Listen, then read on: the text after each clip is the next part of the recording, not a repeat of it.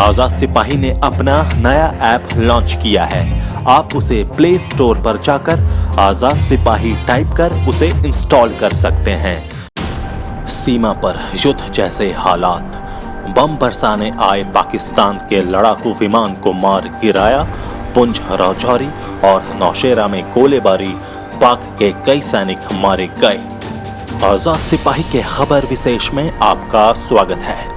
मैं हूं राकेश सिंह। भारतीय वायुसेना की कार्रवाई के दूसरे दिन सीमा पर युद्ध जैसे हालात बन गए हैं। आज लगातार दूसरे दिन पाकिस्तान को मुंह की खानी पड़ी। पाकिस्तान ने कल के हवाई हमले के जवाब में भारतीय वायु सीमा में घुसने का दुस्साहस किया।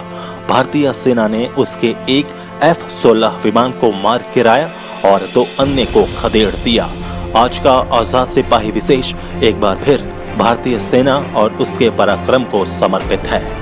इसके साथ ही आजाद सिपाही तमाम देशवासियों से अपील करता है कि कृपया अफवाहों पर ध्यान न दें। हमारे देश में हालात बिल्कुल सामान्य हैं। सीमा पर तनाव के मद्देनजर देश विरोधी ताकतें तरह तरह की अफवाहें फैलाकर हमें बांटने या कमजोर करने की साजिश कर रहे हैं। सोशल मीडिया पर तरह तरह की बिना सिर पैर की सूचनाएं देकर ये ताकतें हमारे जाबाज सैनिकों का मनोबल गिराने की कोशिश में लगी हैं।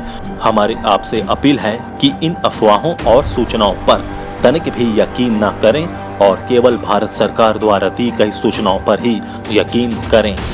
साथ ही समय समय पर जारी होने वाले सरकारी निर्देशों का पालन करें। भारतीय वायुसेना के पराक्रम से बौखलाए पाकिस्तान की 3 युद्धक विमानों ने बुधवार को भारतीय सीमा में घुसने की कोशिश की। उन्हें भारतीय सेना ने मुंह तोड़ जवाब दिया। एक युद्धक विमान को मार गिराया गया जबकि 2 अन्य दुम दबाकर भाग गए। भागने के दौरान उन्होंने कुछ बम भी गिराए। नौशेरा की लाम घाटी में पाकिस्तानी विमान के मार गिराए जाने के दौरान पैराशूट से एक पायलट उतरता भी दिखा। उसकी स्थिति के बारे में अभी पता नहीं चल पाया है। पाक विमानों को खदेड़ने के क्रम में भारत का एक मिग विमान क्रैश हो गया। उसका पायलट लापता है।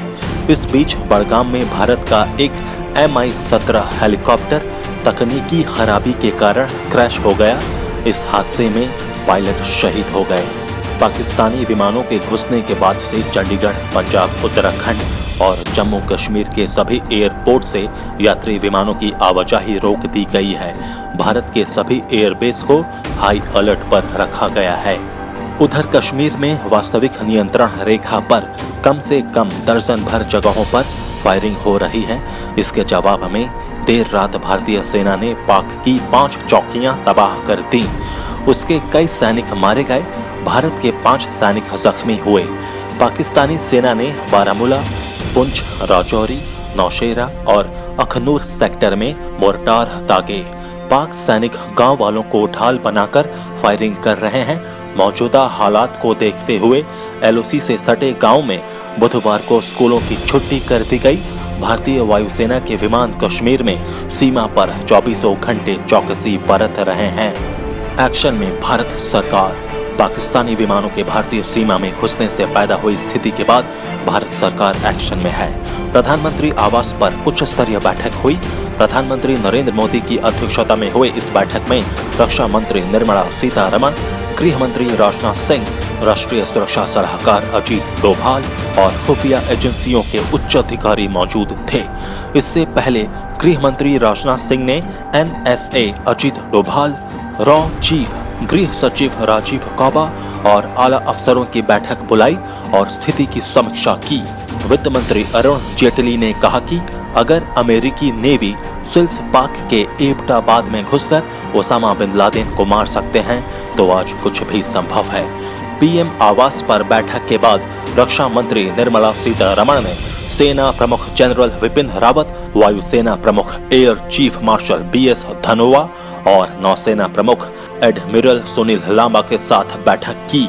इसमें सीमा पर मौजूदा स्थिति की समीक्षा की गई और सशस्त्र बलों के कुछ महत्वपूर्ण प्रस्तावों को मंजूरी दी गई। इस बीच विदेश मंत्रालय ने बुधवार को कहा कि पाकिस्तान ने भारत के सैन्य ठिकानों पर हमले की कोशिश की है। विदेश मंत्रालय के प्रवक्ता रवीश कुमार और air vice marshal RGK Kapoor ने बताया कि भारत ने कल पाकिस्तान स्थित जैश ए मोहम्मद के प्रशिक्षण शिविर पर आतंकी विरोधी कार्रवाई की थी। ये कार्रवाई विश्वसनीय सबूतों के आधार पर की गई थी कि जैश भारत में और हमले कर सकता था। इस आतंक विरोधी कार्रवाई के जवाब में पाकिस्तान ने आज सुबह अपनी वायुसेना का प्रयोग कर भारत के सैन्य ठिकानों पर हमला किया। हमारी सतर्कता के चलते हमने पाकिस्तान के प्रयासों को नाकाम कर दिया। रवीश कुमार ने कहा कि पाकिस्तानी वायुसेना की पहचान होते ही भारतीय वायुसेना ने तुरंत जवाब दिया। इस हवाई कार्रवाई में पाकिस्तानी वायुसेना के एक फाइटर विमान को हमारी वायुसेना के MiG-21 ने मार गिराया। पाकिस्तानी विमान को पाकिस्तान की ही सीमा में गिरते हुए देखा गया। इस कार्रवाई में हमने अपना एक MiG-21 विमान खो दिया। विमान का पायलट लापता है। पाकिस्तान ने दावा किया है कि वो उसकी हिरासत में है। हम तथ्यों की जांच कर रहे हैं। और कार्यक्रम छोड़ राज्यवर्धन के साथ चल दिए पीएम। भारत और पाकिस्तान के बीच बढ़ते तनाव और बुधवार की सुबह पाकिस्तानी विमान को मार गिराने की जानकारी प्रधानमंत्री नरेंद्र मोदी को विज्ञान भवन में मिली। राज्यवर्धन सिंह राठौड़ ने विज्ञान भवन में कार्यक्रम में व्यस्त प्रधानमंत्री को एक इशारा किया। उसके बाद पीएम के कदमों में अचानक से गति आ गई और वो तत्काल सभी का अभिवादन करते हुए कार्यक्रम से बाहर निकल गए। प्रधानमंत्री के चेहरे के भावों से ऐसा लग रहा था कि वो अचानक से काफी गंभीर हो गए हैं। उधर कूटनीतिक मोर्चे पर भी पाकिस्तान बुरी तरह पराजित हुआ है। भारतीय वायुसेना की कार्रवाई को लेकर अमेरिकी विदेश मंत्री माइक पोम्पियो ने बयान जारी किया है। उन्होंने कहा, मैंने पाक विदेश मंत्री शाह महमूद कुरैशी से बात की है।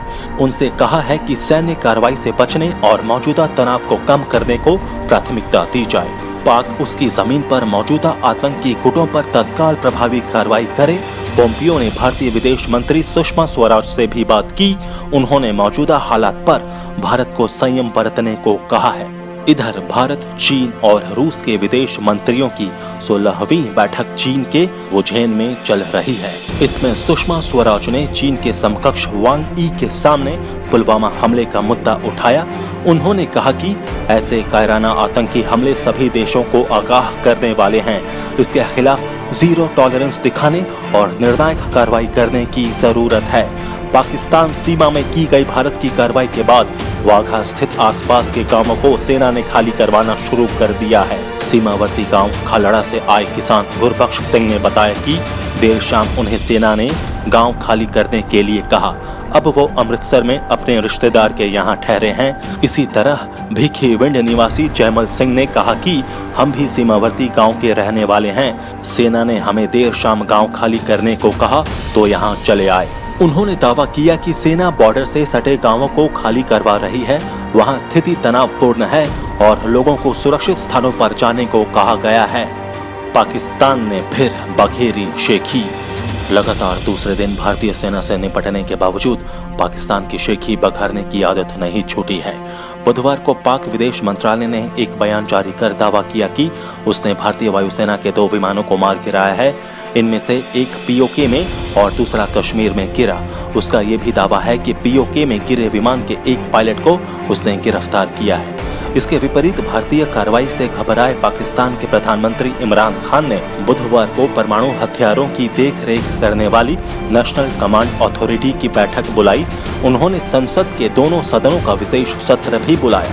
पाक सेना के ये स्वीकार करने के बाद कि भारतीय सैन्य विमानों ने एलओसी पार करके पाक धरती पर हमला किया है, पाकिस्तानी संसद में इमरान सरकार पर सवाल उठने लगे हैं। पाक सांसदों ने संसद में इमरान खान के खिलाफ शेम शेम के नारे लगाए और कहा, सुबह 3:30 बजे पाकिस्तान की इज्जत चली गई। सांसद फक इमाम ने कहा कि मोदी जैसा पाक विरोधी नेता नहीं हुआ और शायद ही कोई दूसरा भारतीय नेता हमारे इतना खिलाफ होगा। सांसद अयाज सादिक ने कहा, जब से मोदी सरकार आई है हमारे पास इकट्ठा होने के अलावा कोई चारा नहीं है। पाक विदेश मंत्री ने अपनी जापान यात्रा रद्द कर दी। इस बीच बौखलाए पाक ने भारत के खिलाफ संयुक्त राष्ट्र में शिकायत करने का फैसला लिया और विदेश मंत्री शाह महमूद कुरैशी ने अपनी जापान यात्रा रद्द करते हुए देशवासियों से धैर्य रखने की अपील की और दिल मिलाकर कहा कि पाक को जवाब देना आता है। पाक की पूर्व विदेश मंत्री हिना रब्बानी खार ने इस्लामी देशों की संगठन OIC में सुषमा स्वराज के गेस्ट ऑफ ऑनर बनाए जाने पर भी सवाल उठाए। उन्होंने पाक से इस सम्मेलन का बहिष्कार करने की मांग की। हिना ने कहा कि इमरान सरकार बताए कि भारत का जवाब पाक कैसे देगा और उसका क्या असर होगा। पाक की पूर्व विदेश मंत्री हिना रब्बानी खार ने इमरान खान पर बरसते हुए कहा कि पाक में आपातकाल जैसे हालात हैं। भारत के इस हमले के बाद पाक में संयुक्त संसद सत्र बुलाया जाना चाहिए और पीएम इमरान खान खुद आकर इस पर सफाई दें। आजाद सिपाही के खबर विशेष में अभी इतना ही। खबरों की और भी अधिक जानकारी के लिए आप पढ़ते रहिए अपना लोकप्रिय दैनिक अखबार आजाद सिपाही और आप हमारे इस YouTube चैनल को जरूर सब्सक्राइब करें।